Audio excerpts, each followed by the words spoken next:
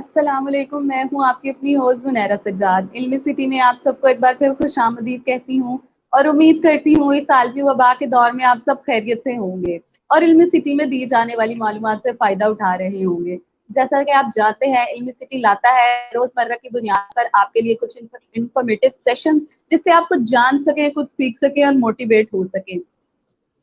आज जो speaker guest हमारे साथ मौजूद हैं उनका नाम है सबीका बिलाल, जो एक क्लिनिकल साइकोलॉजिस्ट हैं। अस्सलाम वालेकुम सबीका। वालेकुम सलाम। कैसी हैं आप मिस जुनैरा? अल्हम्दुलिल्लाह, मैं ठीक हूँ। आप कैसी हैं? अल्लाह का शुक्र।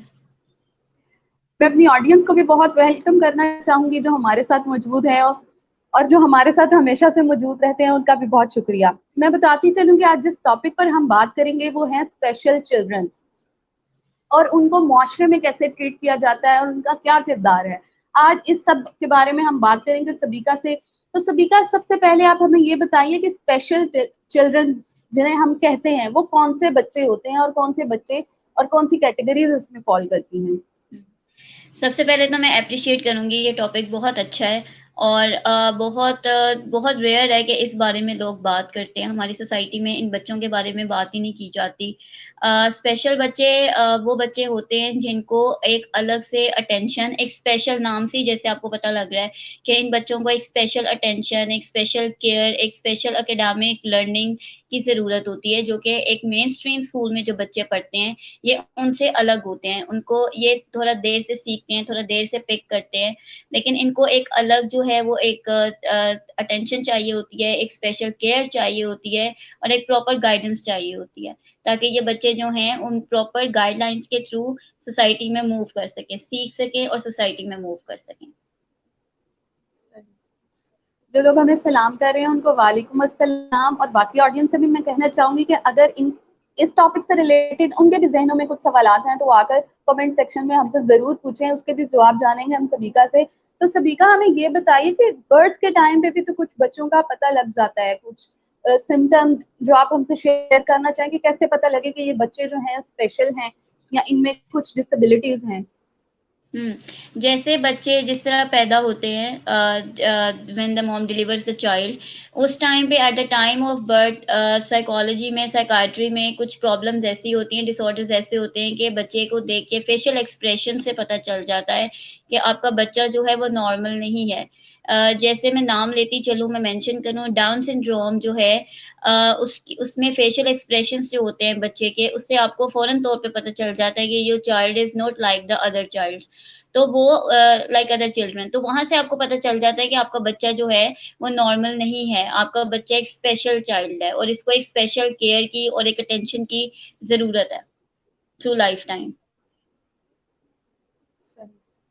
अच्छा, अब आप ये बताएं कि कुछ पेरेंट तो इसको एक्सेप्ट कर लेते हैं जल्दी से और समझ जाते हैं कि ये अब उन्हें इसके साथ कैसे डील करना है, और कुछ पेरेंट्स इसको एक्सेप्ट ही नहीं कर पाते हैं, उनको बहुत टाइम लगता है एक्सेप्ट करने के लिए। तो इसके लिए आप कोई काउंसलिंग सजेस्ट करना चाहें या उन बिहेवियर्स के बारे में बताना चाहें जो पेरेंट्स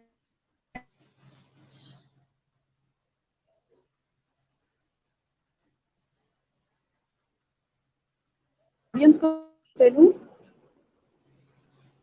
जी सभी, आपको मेरी आवाज आ रही है? जी जी, मुझे आपकी आवाज आ रही है। जी, मैंने आपसे पूछा कि पेरेंट्स का क्या बिहेवियर होना चाहिए जब उनको पता लग जाता है कि उनके बच्चे जिसकी पैदाइश हुई है उसमें कुछ स्पेशल प्रॉब्लम्स हैं या वो डिसेबिलिटीज का शिकार हैं। तो पेरेंट्स का क्या रोल होना चाहिए और उनको क्या काउंसलिंग की जरूरत होती है उस टाइम पे, क्योंकि बास पेरेंट्स तो एक्सेप्ट ही नहीं कर पाते हैं कि उनके बच्चे के साथ कुछ ऐसी प्रॉब्लम है। जी, जी, जैसे आपने बात की कि उनको क्या रोल होना चाहिए, तो मेरे ख़्याल से कि एक जो आपको ये खबर मिलती है कि now you are going to be parents, ये इतनी एक अच्छी खबर होती है कि इसके साथ पेरेंट्स की बहुत ज़्यादा एक्सपेक्टेशंस जो हैं वो जुड़ जाती हैं। उन्हें पता होता है कि एक बच्चा आ रहा है, उसकी आपने आपने उसकी केयर करनी है, सारा कुछ करना है। 9 मंथ्स का जो टाइम पीरियड होता है मदर के लिए, वो एक बहुत क्रूशियल टाइम पीरियड होता है। और जब आपको पता चलता है कि आपका बच्चा जो है वो एक स्पेशल नीड्स के साथ पैदा हुआ है, अगर आपको बर्थ के टाइम पे ही पता चल गया है, तो उसमें बेसिकली रोल से ज़्यादा मैं समझती हूँ कि उस मदर को, उस फादर को बहुत ज़्यादा काउंसलिंग की ज़रूरत होती है।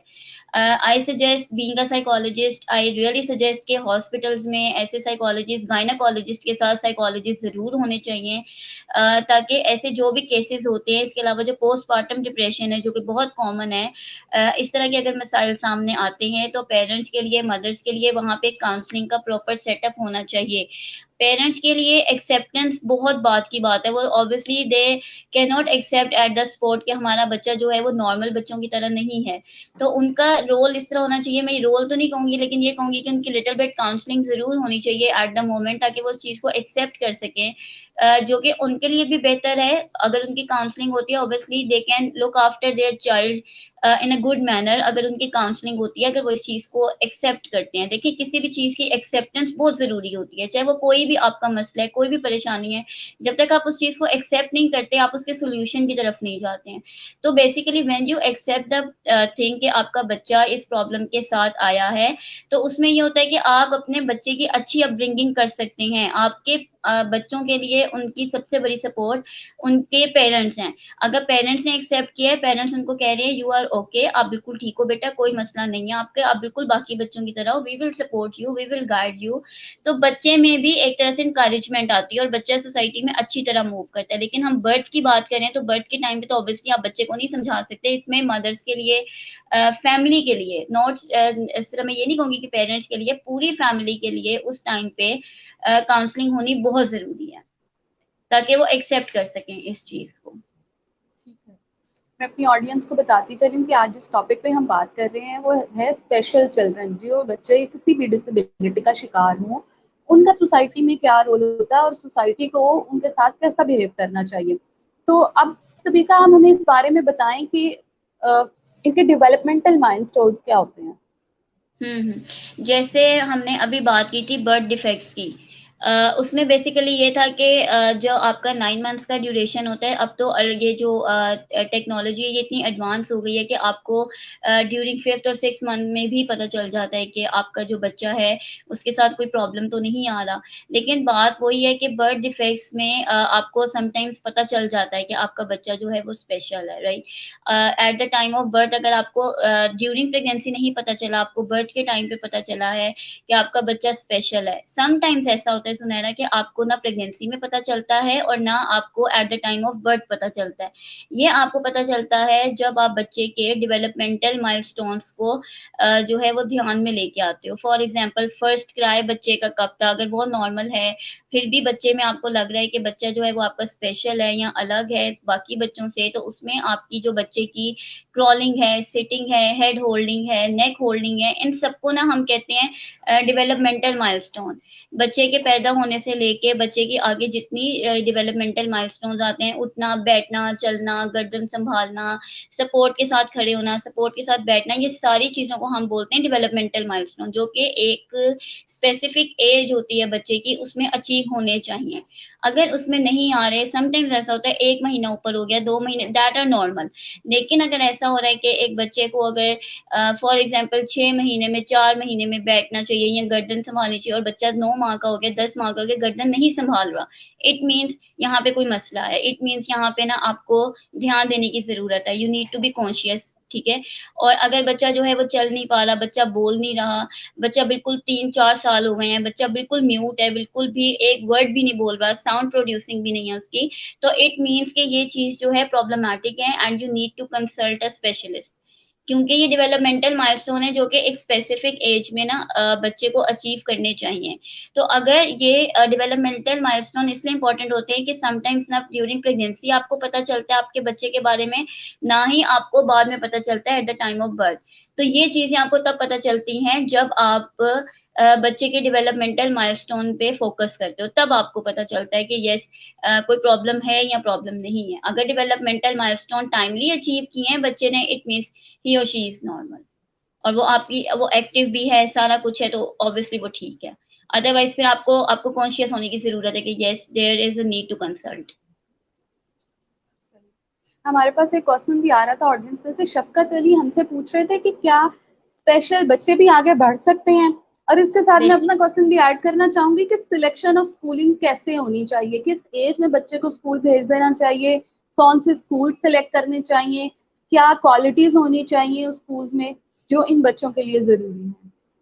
ठीक है। सबसे पहले तो मैं शफ़क़त साहब को जवाब देती चलूँ। उन्होंने पूछा कि क्या बच्चे आगे बढ़ सकते हैं, तो बेशक ये बच्चे आगे बढ़ सकते हैं। मैं ये समझती हूँ कि हमें बच्चों की डिसेबिलिटी में ना एबिलिटी ढूँढनी चाहिए, डिस को निकाल देना चाहिए। तो जब हम बच्चे की डिसेबिलिटी की जगह उसकी एबिलिटीज़ पे फ़ोकस करते हैं, उसकी स्ट्रेंथ्स पे फ़ोकस करते हैं, तो हमें पता चलता है यस ये बच्चा, देखें हर बच्चा सीख सकता है, चाहे वो स्पेशल है, चाहे वो नॉर्मल है। हर बच्चा सीख सकता है अगर उसको प्रॉपर गाइडेंस मिल रही है, उसको प्रॉपर सपोर्ट, देखें इसमें ना सबसे ज़्यादा गाइडेंस से भी ज़्यादा सपोर्ट की ज़रूरत है, एक्सेप्टेंस की ज़रूरत है। जब हमारी सोसाइटी ऐसे बच्चों को एक्सेप्ट करेगी, हमारी बच्चों को गाइड करेगी कि यस ये उनके लिए ठीक है, ऐसी लर्निंग, क्योंकि ये बच्चे सीखते हैं डिफरेंट लर्निंग वेज से। इनके लिए वो जिस तरह हमारे मेन स्ट्रीम स्कूल में एक प्रॉपर प्रोसीजर होता है, इसी तरह स्पेशल बच्चों के लिए भी स्कूल्स होते हैं, जिसमें अगर एक प्रॉपर प्रोसीजर से एक अच्छी गाइडलाइन के थ्रू उनको पढ़ाया जाए, तो बच्चे ज़रूर आगे निकलते हैं। ये बच्चे मेरे ख्याल से कि शायद अगर इनको इतना इन पे अटेंशन दी जाए, जो ये डिज़र्व करते हैं या जितनी उनको ज़रूरत है, ये बच्चे शायद मेन स्ट्रीम स्कूल के बच्चों से ज़्यादा आगे जा सकते हैं।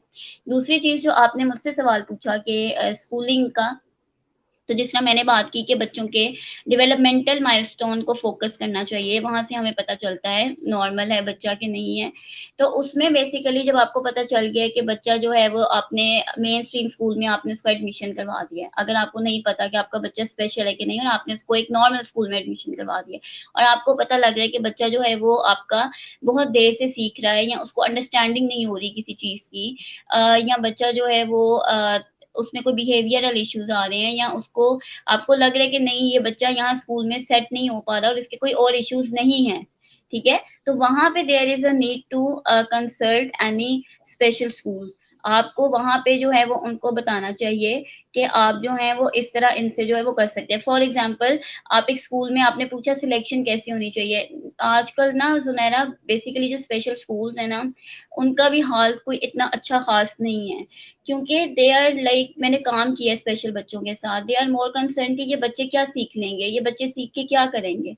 तो मेरे ख्याल से कि आपको स्कूलिंग का तो ये है कि अगर आप स्कूल में एडमिशन करवाते भी हैं बच्चे का, तो आपको स्कूल देख के नहीं पता चलता कि ये अच्छा स्कूल है कि ये बुरा स्कूल है। अगर आप बच्चे को घर में भी गाइड कर रहे हैं, आप बच्चे को घर में भी सुपरवाइज करें, आपको वहीं से पता चल जाएगा कि बच्चा स्कूल से कुछ सीख रहा है कि नहीं सीख रहा। यहाँ से आप अंदाजा लगा सकते हैं कि अगर आपका बच्चा स्कूल से लर्निंग कर रहा है, तो इट मीन्स ये एक अच्छा स्कूल है। और अगर एक बच्चे की स्कूल में कोई इंप्रूवमेंट नहीं आ रही, बच्चा वहीं का वहीं जीरो पे है, तो इट मीन्स के यहाँ पे प्रॉब्लम है, वो स्कूल आपके बच्चे के लिए सूटेबल नहीं है। एक चीज मैं इसमें ऐड करना चाहूंगी कि जो स्पेशल बच्चे होते हैं, उनकी स्कूलिंग में एकेडमिक परफॉर्मेंस को बहुत ज्यादा जो है एम्फेसाइज किया जाता है, कि बच्चे जो हैं वो सीख लें, इंग्लिश सीख लें, एबीसी सीख लें, 1 2 सीख लें, अलिफ बे सीख लें। मेरे ख्याल से कि इन बच्चों के लिए ना स्कूल्स में ये चीज़ होनी चाहिए कि एक आपकी जो इंडिविजुअल इंडिपेंडेंस है ना, वो बच्चे को सिखानी चाहिए। उसको सेल्फ हेल्प स्किल सिखाने चाहिए कि चलें बच्चा मेरा काम नहीं कर सकता, बाप का काम नहीं कर सकता, एटलीस्ट वो इतना उसमें एबिलिटी आ जाए कि वो अपने आप को संभाल सके। तो मेरे ख्याल से कि स्कूलिंग का जो टाइम है, स्कूलिंग के आप सिलेक्शन किस तरह करो, वो तो जब आपका बच्चा स्कूल जाता है आप देखते हैं कि बच्चे की एबिलिटी इंप्रूव हो रही है कि नहीं हो रही, वो लर्न कर रहा है कि नहीं कर रहा, तो वहां से आपको पता चल जाता है कि स्कूल जो है दैट इज बेटर और नॉट। बिल्कुल, बिल्कुल सही कहा आपने। ये तो स्पेशल बच्चों के साथ-साथ जो हमारे नॉर्मल बच्चे हैं, उनकी भी स्कूलिंग को पेरेंट्स को चाहिए कि वो चेक एंड बैलेंस रखें उनके साथ। आजकल एग्जैक्टली। स्कूलिंग मेरा नज़दीक जो है ना, वो एक बिज़नेस बन चुका है। सिर्फ़ वो आपसे फीस कंडक्ट करते हैं और वो बस अपना रूटीन का उनको होमवर्क देते हैं। वो चीज़ें, वो फैक्टर्स पे पूरा नहीं उतरा जो बच्चों के लिए बहुत ज़रूरी है। तो बेशक। दूसरा शौकत अली मैंने ने भी हमसे सेम। स्पेशल स्कूल में सुनहरा मैंने काम किया है, एक दो स्पेशल स्कूल ऐसे हैं जहाँ पे लिटरली बच्चों को मारा भी जाता है और वहाँ की हेड जी, मारती हैं, और जी। पेरेंट्स आते हैं साथ ही बच्चों को ध्यान देना शुरू हो जाते हैं, अच्छा बेटा उठ जाओ, प्यार करना शुरू हो जाते हैं, उनको लंच करवाना शुरू, लेकिन अब वही बात है कि एकेडमिक्स पे बहुत फोकस है, ड्राइंग करवा लो, कलर्स करवा लो, और फीस उनकी इतनी ज्यादा है कि पेरेंट्स को लगता है कि हमारा बच्चा, देखिए पेरेंट्स तो मजबूर है ना। अब एक स्पेशल बच्चा है, उनको वो तो चाहेंगे कि हमारे पास जितना कुछ भी आप ले लो, हमारे बच्चे को ठीक कर दो। देखिए औलाद तो एक चीज ही ऐसी है, एग्ज़ैक्टली। ठीक है। तो द पॉइंट इज कि जब यही स्कूल वाले यही सारा काम करेंगे, स्पेशल बच्चों के साथ, स्पेशली हरासमेंट के केसेस मैंने इतने देखे हैं, स्कूल के अंदर ही मैंने देखे हैं, बुलिंग के इतने केसेस, वो भी स्पेशल बच्चों के साथ। तो मेरे ख्याल से कि ये जो सिलेक्शन है ना, सिलेक्शन से ज्यादा अगर आप अपने बच्चे के ऊपर गाइडेंस रखते हो ना और उसको सुपरवाइज करते हो, तो मेरे ख्याल से कि आपको किसी थर्ड पर्सन की ऐसे जरूरत नहीं पड़ती। ठीक है, आपको एक हेल्प चाहिए या जो कुछ भी आपको चाहिए कि आपके साथ एक बंदा खड़ा है, वो एक स्पेशलिस्ट है, वो आपको गाइड करे। For example, if I am a clinical psychologist और मैं बच्चों के साथ भी काम करती हूँ, तो अगर मुझे ये लग रहा है कि नहीं, मेरे पास ये बच्चा आया और मैंने इसको ठीक करना है, तो मैं बेसिकली सबसे पहले देखूंगी कि बच्चे की स्ट्रेंथ्स क्या है, और मैं उन स्ट्रेंथ्स के थ्रू जो है वो बच्चे की वीकनेसेस को ओवरकम करने की कोशिश करूंगी। मेरी कोशिश होगी कि मैं बच्चे को इंडिविजुअली जो है वो उसको इंडिपेंडेंट करूँ। ठीक है, तो मेरे ख्याल से कि ये स्कूल वालों ने, नॉर्मल स्कूलों से ज्यादा इन स्कूल वालों ने ना ज्यादा बिजनेस बनाया हुआ है इस चीज को, तभी बिल्कुल पेरेंट्स जो बिल्कुल। है वो आजकल के ज्यादा परेशान है, और वो समझते हैं कि एक जो स्पेशल बच्चे वो हम पे बोझ बन गया है। कई स्कूल वाले शायद अच्छे भी होंगे, वो जिम्मेदारी भी पूरी करते होंगे, साइकोलॉजिस्ट भी अच्छे हैं, लेकिन जो ये फ्यू स्कूल जो ये एक्सपीरियंस हो जाता है ना जिन पेरेंट्स को, फिर वो अच्छा नहीं समझते, वो कहते हैं कि नहीं, हमारा जो बच्चा है वो हम पे बोझ है। तो ये सही स्कूल्स की वजह से है। सही। अच्छा, शफकत अली हमसे पूछ रहे हैं कि क्या ये बच्चे नॉर्मल स्कूल्स में पढ़ सकते हैं? ये डिपेंड करता है बच्चे की जो प्रॉब्लम है, बच्चे को जो डिसऑर्डर है उसकी सिवेरिटी पे डिपेंड करता है। फॉर एग्जांपल, जिस तरह मैंने शुरू में डाउन सिंड्रोम का जिक्र किया था, वो बच्चे बहुत इंटेलिजेंट होते हैं, और वैसे भी ये इंडिविजुअल डिफरेंसेस होते हैं, हर बच्चा दूसरे बच्चे से मुख्तलिफ होता है। तो मेरे ख्याल से कि मेन स्ट्रीम स्कूल में बच्चे को उस तरह से एक्स्ट्रा अटेंशन या केयर नहीं मिलती, उनको वैसे ही डील किया जाता है जैसे नॉर्मल बच्चों को डील किया जाता है। तो अगर किसी का बच्चा स्पेशल है और आपको पता है कि उसको एक स्पेशल अटेंशन की, केयर की, टाइम की जरूरत है, तो आई वुड प्रेफर के, आई वुड सजेस्ट कि उसको आप ऐसे ही स्कूल में डालें जहाँ पे सारे ऐसे बच्चों को डील किया जाता है, क्योंकि अगर वो नॉर्मल स्कूल में जाएगा तो उसके साथ और इश्यूज आएंगे। सही। मेरा तो ख्याल है वो जितना लर्न कर सकता है और जो कुछ वो सीख सकता है, शायद वो भी ना सीख सके। हम्म। शायद। अच्छा, अब मैं बताऊंगी कि पूछना चाहूंगी कि पेरेंट्स का क्या रोल होना चाहिए इन सब में। स्कूलिंग तो ठीक है, उन्होंने सिलेक्ट कर ली, खाली स्कूल भी इन बच्चों की डेवलपमेंट के लिए काफी नहीं है, क्योंकि ये स्पेशल बच्चे हैं तो इनको स्पेशल अटेंशन की जरूरत होती है। तो थोड़ा सा आप बताएं कि पेरेंट्स को कैसे ट्रीट करना चाहिए, क्या चीजें उनको अपनानी चाहिए ताकि वो इन बच्चों की अच्छी तरबियत कर सकें। एग्जैक्टली जैसे मैंने, बिल्कुल हमने इनिशियली बात की कि एक्सेप्टेंस बहुत ज़रूरी है, क्योंकि ये बच्चे जो होते हैं वो टेंट्रम्स बहुत शो करते हैं, कुछ बच्चों में बिहेवियर इश्यूज बहुत होते हैं, कुछ बच्चों में इमोशनल इश्यूज बहुत आते हैं। तो वही बात है कि इंडिविजुअल डिफरेंसेस तो होते हैं। ठीक है, तो इसमें मैं पेरेंट्स को मैं सजेस्ट तो नहीं कर सकती, मैं ये ज़रूर रिक्वेस्ट कर सकती हूँ पेरेंट्स से कि अगर आपका बच्चा ऐसा है तो इस चीज़ को एक्सेप्ट करें कि ये एक अल्लाह की तरफ से है चीज़ आपके साथ। अल्लाह ताला ने इसको आपके लिए इम्तिहान या आजमाइश या जिस तरह भी आप इसको एक्सेप्ट करें, बट प्लीज इसको एक्सेप्ट करें।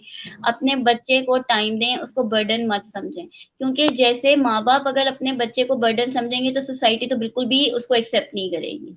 तो आपकी वो औलाद है, आपने उसकी अपब्रिंगिंग करनी है, इस चीज को एक्सेप्ट करना चाहिए, उसको बच्चे को समझाना चाहिए कि देखें, अगर एक बच्चा स्पेशल है और वो एक नॉर्मल स्कूल में नहीं जा रहा, तो वो भी तो फील करता होगा ना कि अगर मेरे दूसरे बहन भाई उस स्कूल में जा रहे हैं और मैं किसी बिल्कुल डिफरेंट स्कूल में जा रहा हूँ, तो बच्चे के साथ भी जो आप कह लो कि इमोशनल इश्यूज आएंगे या बिहेवियर इश्यूज आएंगे, तो पेरेंट्स जिस तरह से अपने बच्चे को एक्सेप्टेंस दे सकते हैं, उनकी काउंसलिंग कर सकते हैं, वो कोई दूसरा नहीं कर सकता। तो पेरेंट्स का ये रोल होना चाहिए कि पेरेंट्स जो हैं वो अपने बच्चों को समझाएं कि वो सबसे अलग है, अगर वो स्पेशल हैं तो कोई बात नहीं, उनकी घर में एक्सेप्टेंस है, उनके पेरेंट्स उनके साथ हैं, क्योंकि ऐसी सिचुएशन में ना आपके जो अल्फाज होते हैं ना, दैट आर वेरी इंपॉर्टेंट। अगर आपको पता है कि आपके पेरेंट्स आपके साथ हैं, आपको किसी चीज का नहीं होता, बच्चे फिर उस कॉन्फिडेंस के साथ लर्निंग भी ज्यादा करते हैं। जिन बच्चों के पेरेंट्स सपोर्टिव होते हैं ना, वो कहते हैं कि अगर ये बच्चा हमारा स्पेशल है, फॉर एग्जाम्पल हमने तो डिसऑर्डर्स की बात की, अगर कोई बच्चा हैंडीकैप्ड है, फॉर एग्जाम्पल पैरालिसिस है जिस बच्चे को, या कोई बच्चा ब्लाइंड है या बच्चा डेफ है, और फिर भी उसके पेरेंट्स उसको अपने साथ पब्लिकली लेके जा रहे हैं, इवेंट्स पे लेके जा रहे हैं, इंट्रोडक्शन उसका करवा रहे हैं, तो मेरे ख्याल से कि 99% बच्चे का कॉन्फिडेंस वहीं से इनहेंस हो जाता है। बच्चे में कॉन्फिडेंस आ जाता है कि मेरा माँ बाप मेरे साथ है। तो मेरे ख्याल से कि पेरेंट्स का ये रोल होना चाहिए, फर्स्ट तो एक्सेप्टेंस होनी चाहिए, ठीक है। सेकंड स्टेप पे उन्हें बच्चों को जो है वो ये यकीन दिलाना चाहिए कि बेटा हम तुम्हारे साथ हैं, तुम्हारी किसी स्कूल में लर्निंग हो या ना हो, हम तुम्हारे माँ जिस तरह बच्चे को इंडिविजुअली इंडिपेंडेंट कर सकती है, मेरा नहीं ख्याल कोई टीचर कर सकती है। फॉर एग्जाम्पल, अगर बच्चा वॉशरूम नहीं जा सकता, बच्चा अपने कपड़े खुद नहीं पहन सकता, तो मदर उसको घर में ये डिफरेंट स्टेप्स के थ्रू या प्ले एक्टिविटी के थ्रू उसको सिखा सकती है। तो पेरेंट्स का यही रोल होना चाहिए, ये एक्सेप्टेंस होनी चाहिए, बच्चे को समझाना चाहिए कि we are with you, acceptance, और बच्चे को प्रॉपर टाइम, सुपरविजन और गाइडेंस देनी चाहिए। बिल्कुल, आपने एक बात बहुत अच्छी की कि ये अल्लाह ताला की आजमाइश ज़रूर होती है, और अल्लाह ताला आजमाइश उन्हीं लोगों को देता है जो उस जिनको वो आजमाइश को निपटने के काबिल होते हैं, जिनमें इतनी ताकत और हिम्मत होती है कि वो उस आजमाइश से निकल सकते हैं।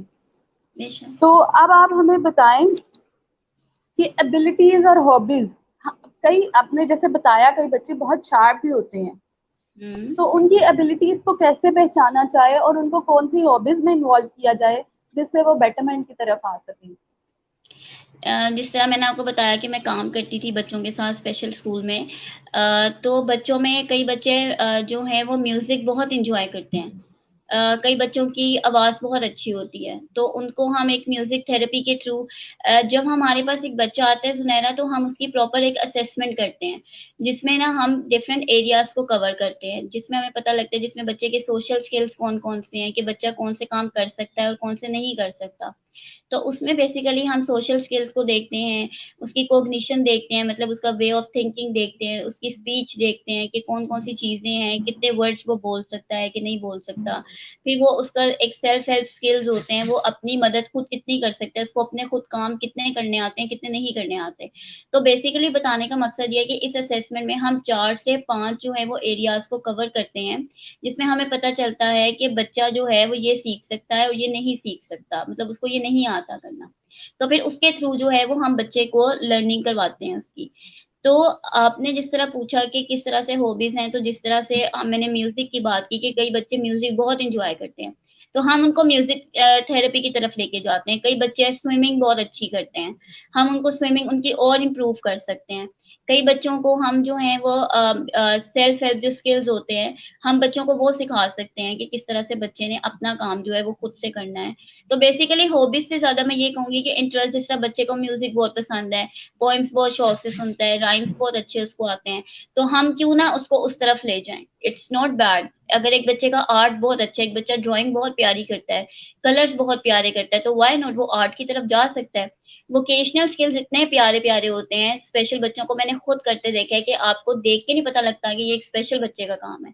इवन एक हाथ का, मतलब एक जो बच्चे आपके लोग फिजिकली हैंडीकैप्ड होते हैं, जिनका सिर्फ एक बाजू है, वो बच्चा अपने बाएं हाथ से इतना प्यारा वोकेशनल स्किल्स का काम करता है।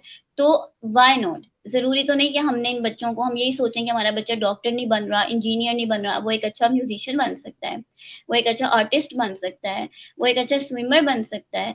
तो हम इन एरियाज पे भी तो बच्चों के काम कर सकते हैं, और ये मेरे ख्याल से ये बच्चे की हॉबीज भी हो सकती हैं।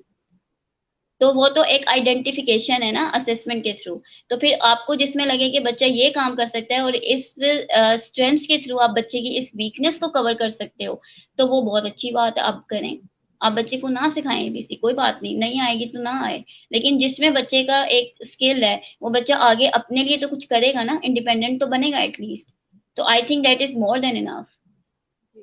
किरण आमिर हमसे पूछ रही हैं कि क्या स्लो लर्नर बच्चे भी स्पेशल होते हैं, और इसके साथ साथ एक अवैध साहब ने हमसे क्वेश्चन पूछा, वो कहते हैं कि मेरी बहन अच्छा स्कूल होने के बावजूद क्लास में अटेंशन नहीं दे पाती। तो आप इन दोनों क्वेश्चन का हमें आंसर कीजिए। अच्छा, जो एक इन्होंने सवाल पूछा कि स्लो लर्नर जो हैं वो भी स्पेशल स्कूल में, ये भी देखिए मैंने कहा था इंडिविजुअल डिफरेंसेस होते हैं।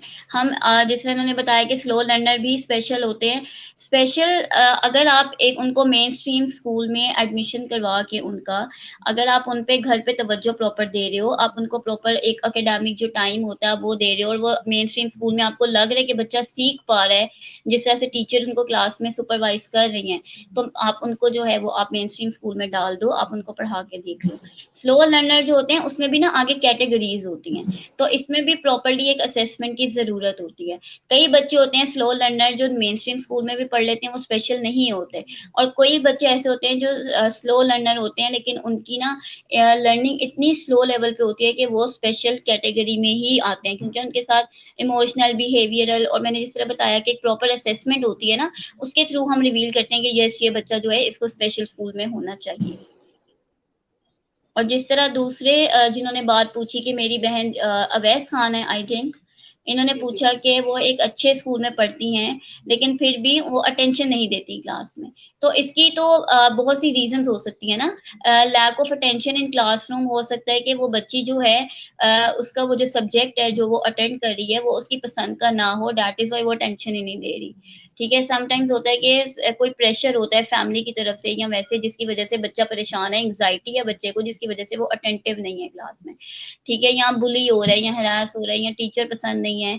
तो ये तो अब डिपेंड करता है कि बच्चे के मार्क्स कैसे आ रहे हैं उस क्लास में, उस सब्जेक्ट में, या बच्चा जो है वो कह रहे हैं कि अटेंशन नहीं दे रहा, तो और कौन कौन सी प्रॉब्लम्स हैं बच्चे के साथ, क्योंकि हम इसको फौरन डायग्नोज नहीं कर सकते, इसके लिए भी एक प्रॉपर ना असेसमेंट की जरूरत है। तो इसकी तो मल्टीपल रीजन हो सकती हैं कि बच्ची अगर अटेंटिव नहीं है, तो अगर सिर्फ यही इश्यू है कि अच्छे स्कूल में अटेंटिव नहीं है, तो there can be multiple reason behind that. ठीक है।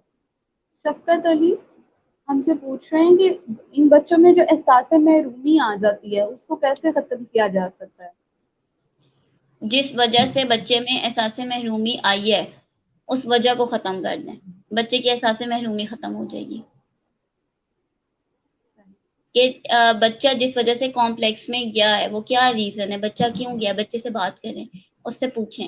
मैं हमेशा ना सुनहरा ये बात करती हूँ, जब भी पेरेंट्स की या बच्चों की बात आती है ना, मैं हमेशा से सिर्फ एक मैसेज जरूर देती हूँ अपने उसमें कि आप ना बच्चे से बात जरूर करें, बच्चे के साथ ना एक एक बैलेंस्ड एक पेरेंटिंग रखें। अगर बेजा सख्ती करते हैं तो बच्चे जो हैं वो बिल्कुल ही, आप कह लो कि वो बिल्कुल वॉयलेट हो जाते हैं और बिल्कुल एग्रेसिव हो जाते हैं या बिल्कुल पीछे हो जाते हैं पेरेंट्स से।